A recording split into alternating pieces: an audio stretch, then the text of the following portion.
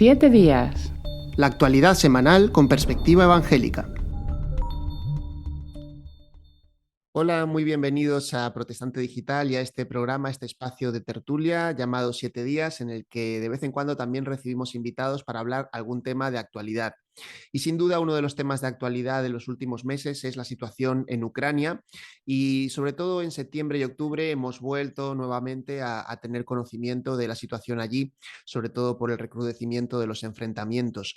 Pero sobre todo también nos preocupa lo que puede estar pasando con nuestros hermanos evangélicos, que hay muchísimos en Ucrania, con los que estamos constantemente en contacto.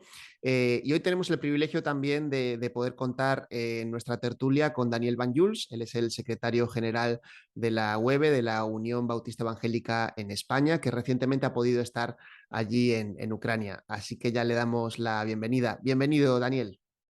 Gracias, saludos a todos. También está con nosotros Joel Foster, él es el director de Evangelical Focus y también nos va a acompañar en el día de hoy en la tertulia. Gracias, Joel, por estar con nosotros. Gracias, Dani, y gracias, Daniel, por acompañarnos con ganas de comentar lo que pasa en Ucrania. Pues quizá lo primero, Daniel, sería que nos contaras un poquito sobre lo que has visto en este segundo viaje, tengo entendido que has hecho después de un viaje que hiciste en el mes de abril o el mes de mayo, del que también ya hablamos en una entrevista, y sé que ahora hace muy poquito pudiste estar de nuevo en Ucrania. ¿Qué fue lo que te encontraste allí?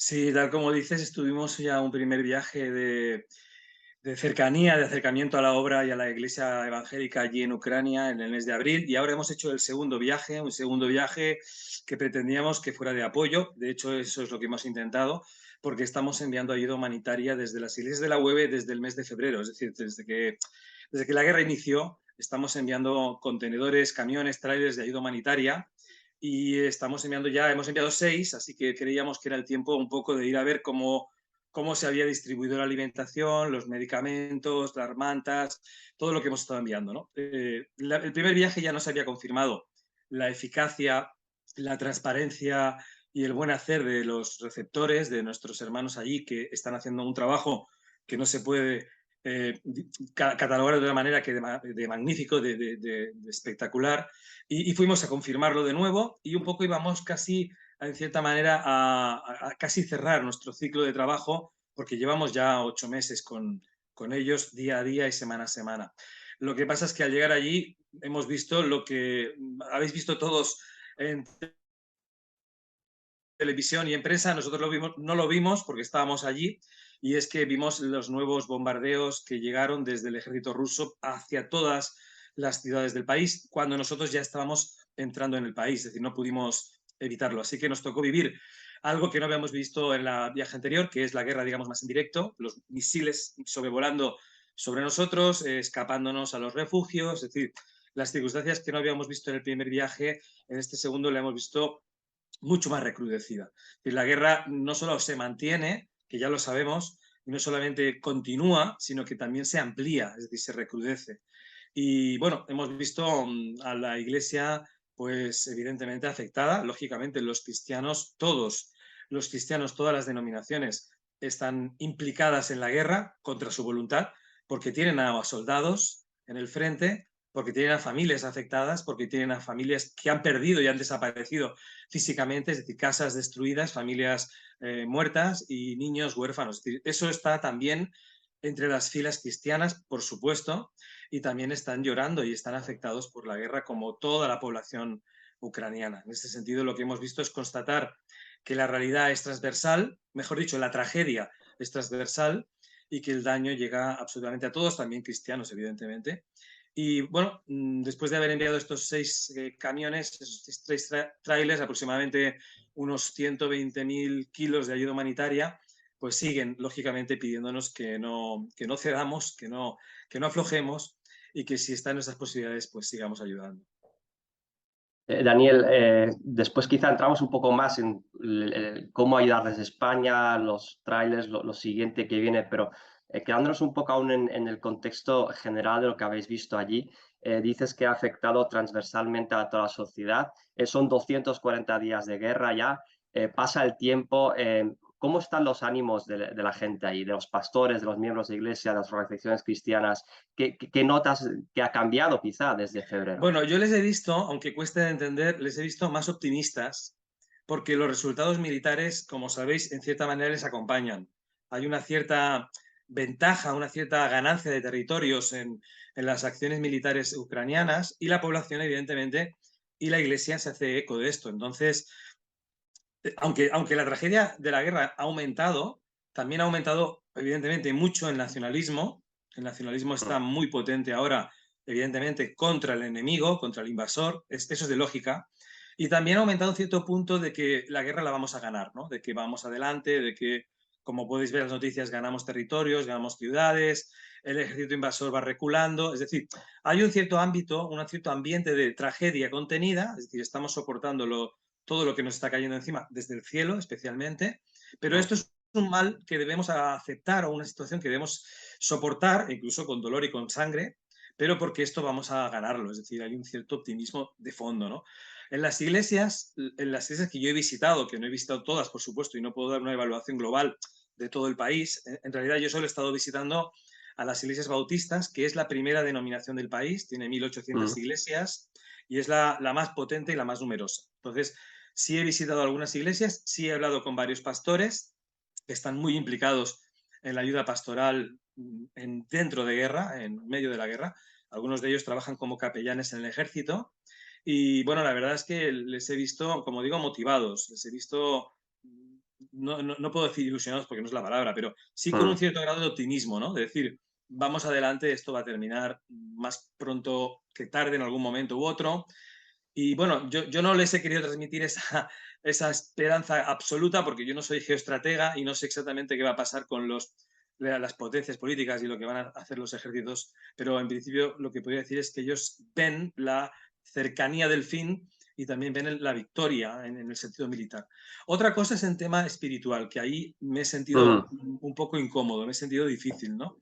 Porque también he visto en los pastores y en algunos creyentes que ese optimismo les lleva, como he dicho antes, a un nacionalismo un tanto exacerbado. Y el peligro que veo, lo he visto con mis ojos y también se lo he dicho a algunos pastores allí, es que me da temor de ver una actitud ya de cierta confrontación histórica con Rusia, que ha quedado latente, que ha quedado en el corazón de varias generaciones. Yo creo que el odio hacia Rusia ha quedado insertado en el corazón de la cultura y de la población ucraniana y creo que no va a desaparecer ni en una, ni en dos, ni en tres generaciones. Yo creo que probablemente, yo creo que más de un siglo para que esto desaparezca porque he visto a ancianos afectados, ancianos estoy hablando de 70, 80 años, a hombres y mujeres de mediana edad, he visto a jóvenes y he visto a niños y adolescentes, con lo cual he visto toda la gama de edades afectadas por el odio eh, contra Rusia. Evidentemente también hay una propaganda por los dos lados, podéis imaginar, una propaganda militar permanente, y esto está mm. afectando también a la iglesia. Y entonces hay algo que me ha preocupado mucho, he vuelto con esa inquietud. También en abril lo habíamos visto un poco, pero ahora lo hemos visto acentuado, y es esa actitud global antirrusa. Entendemos o podemos comprender la situación y podemos comprender estas reacciones o estas emociones, pero estuvimos hablando con los pastores para que esto no sucediera en la iglesia y que la iglesia fuera el faro espiritual que todos deseamos que sea durante y especialmente después de la guerra. Ujú. Desde luego parece algo muy complicado de gestionar porque evidentemente ante unas emociones tan fuertes como las que te provoca esa agresión que han sufrido, pues lo más lógico, ¿no? Es reaccionar de esta manera. Pero ojalá que sean capaces de seguir ese camino de Jesús, que no siempre es el más fácil, ¿no? Evidentemente en este camino de reconciliación es un camino que se tiene que empezar a construir desde luego por parte de la Iglesia, porque la sociedad desde luego no va a ser capaz de liderar ese camino. Daniel, comentábamos también, y algo has comentado antes en tu respuesta sobre el tema de los orfanatos y de bueno, niños que han quedado huérfanos y que de alguna manera pues, están siendo ayudados y atendidos en algún lugar. Cuéntanos un poco sobre tu visita a este tipo de sitios allí en Ucrania. Sí, la guerra, como podéis imaginar, ha producido muchas muertes, sigue produciendo muchas muertes en padres, en familias, evidentemente también en personal militar, lógicamente en el ejército, pero también en familias totalmente inocentes que es el objetivo, parece, actualmente del ataque de la ofensiva militar rusa. Así que mueren familias enteras y, lógicamente, algunos de los niños algunos quedan vivos. Entonces, en Rivne, donde estábamos trabajando, donde hemos estado llevando toda la ayuda humanitaria estos meses, Rivne es una ciudad es un crossroads, es una ciudad de cruce de carreteras, y allí hay un orfanato vinculado a la Iglesia Bautista que se llama, bueno, traducido es La Colmena, lo traduciré en castellano, La Colmena, y allí hay unos 30-35 niños, en su mayoría niños de orfandad de guerra, es decir, huérfanos de familias que han muerto en el frente, la mayoría de Donbass, la mayoría de Donetsk, de ciudades afectadas. Algunos de los que estuve conociendo venían de las ciudades famosas que están ahora con la central nuclear muy cerca. Sí, hemos visto niños pequeños, adolescentes y algunos ya más maduros que han perdido todo, que han perdido padre, madre, casa, familia, todo. Y entonces en este orfanato que hemos estado visitando en La Colmena, hemos visto cómo el trabajo pastoral es excelente, cómo se les está cuidando, no solo dándoles un plato de comida, sino también dándoles ese tono de perdón, de restauración, de segunda oportunidad, de seguir adelante, ¿no? De renovar, de hacer un reset, ¿no? Aunque es tremendamente difícil porque estos niños aún no han pasado el periodo de duelo. Es decir, han perdido a sus familiares hace unas semanas. Entonces están algunos de ellos, como podéis imaginar, tremendamente afectados, ¿no? El orfanato nos ha dejado el corazón roto. Ya nos había roto el corazón otras cosas que habíamos visto, tragedias en la calle, casas destruidas, coches tiroteados, familias violadas. Hemos visto muchas tragedias, pero las del orfanato, sin ser sangrientas, solo escuchando los testimonios de los niños, nos han dejado el alma partida, ¿no? Y bueno, sí, hemos vuelto con esa inquietud. Ya vinimos en abril, después de visitarles, con la ilusión de tramitar un proyecto de ampliación. El proyecto se llevó a cabo porque el edificio había quedado pequeño, porque no paraban de llegar niños del frente de Donbass, y el objetivo de ampliación se llevó a cabo. Una nueva planta del edificio se ha habilitado para nuevas camas, y ahora el nuevo proyecto es que el invierno llega, el invierno de verdad aún no ha llegado, pero llegará ahora en diciembre, en enero. Las temperaturas en Ucrania pueden bajar a -20 en un invierno normal, en un invierno duro a -30, pero -20 no es nada extraño. Y el problema que tienen es que el gas se ha disparado en el precio, como podéis imaginar, por razones obvias, y la leña también. Entonces están pensando en nuevos sistemas de calefacción y nos han pedido si podíamos bueno, promover y explicar en España esta necesidad y ver si pudiéramos echarles un tipo de colaboración. Así que estamos ahora en una nueva campaña, que es la de intentar proveer para construir allí un nuevo sistema de calefacción. Cuéntanos un poco de esta nueva campaña, o sea, ¿qué se puede hacer desde España en este momento para apoyar este orfanato, para apoyar más envío de ayuda? ¿Qué podemos hacer aquí? Bueno, estamos enviando o ampliando de nuevo la campaña, diríamos, habitual, la que estábamos teniendo desde enero, de febrero, y es que estamos enviando un nuevo container, un nuevo tráiler, aproximadamente serán seguramente unas 20 toneladas, que queremos enviar de alimentos, de medicamentos y mantas, que son las cosas que nos están pidiendo allí. Siempre estamos enviando, en todo momento, solo lo que ellos nos piden, no lo que a nosotros nos gustaría enviar. Así que hay gente que nos ofrece toneladas de ropa y no la aceptamos porque la ropa no es una necesidad, pero sí nos piden medicamentos, sí nos piden pañales, por ejemplo, tremendamente útiles, que nosotros no habíamos caído en que fuera un elemento tan vital, y lo es. Los pañales son vitales allí. Los medicamentos de primera necesidad, el tipo paracetamol, el tipo antibiótico genérico, es decir, los medicamentos de amplio espectro, de gran utilidad, son muy útiles, y, como digo, siempre nos piden igualmente alimentos también, y ahora mantas. Así que este es el container, el tráiler que vamos a enviar, si Dios quiere, el 12 de noviembre, y en paralelo a este, la nueva acción, el nuevo proyecto, que es el que os comentaba, de financiar el nuevo sistema de calefacción, que asciende a unos 15.000 euros y que nos gustaría muchísimo, creemos que es factible que lo pudiéramos financiar desde aquí. Sería una grandísima noticia para ellos enfrentar el invierno, esos 30-35 niños, con el tema del calor o del frío resuelto, ¿no? Daniel, nos hablabas antes también un poco sobre esas necesidades espirituales, ¿no? que se ven en la población. Algo que también nos comentabas en la anterior entrevista es que de alguna manera la gente también ha sido como que les ha ayudado a volver a Dios en parte, ¿no? En el país. ¿Se sigue notando esa afluencia, esa presencia de la Iglesia en la sociedad? ¿Está de alguna manera la Iglesia respondiendo también a esas necesidades espirituales? Sí, sin duda. Lo que está pasando en Ucrania, aparte de una tragedia militar y una tragedia evidentemente terrible, en contrapartida, la otra cara de la moneda es que hay un avivamiento. Es decir, el avivamiento que ya vimos en abril se sostiene y los pastores dicen que nunca en las últimas décadas habían visto las iglesias tan llenas.